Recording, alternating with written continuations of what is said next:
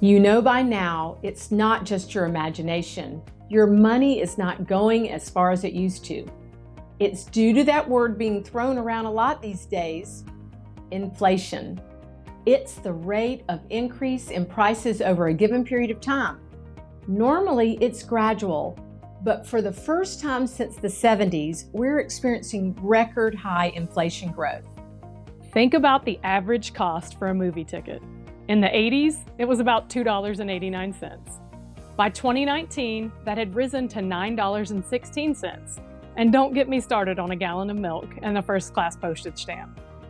And that's where you see the big impact. It's not just one item, it's the broad increases across many sectors and industries that affects our entire economy. It's frustrating to think about how your dollar's losing value. But believe it or not, most economists see a small amount of inflation as a sign of a healthy economy. Moderate levels encourage people to spend or invest their money, as opposed to just letting it sit in cash and diminish in value over time.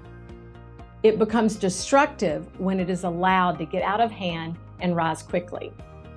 To combat this, the federal government has two ways that they can intervene. In an economic downturn, they'll lower interest rates.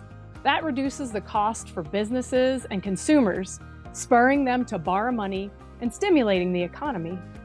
In a fast economy, where inflation is rising rapidly, they'll raise interest rates to slow borrowing and spending, hoping to slow demand and lower inflation. So what can you do to protect your purchasing power? 1, re-examine your spending. Are there recurring expenses that you really don't need? 2, don't hold more cash than is necessary to maintain emergency reserves. Put it to work. 3, use current interest rates to your advantage. And 4, don't stop investing. Investing can be one way to potentially beat inflation.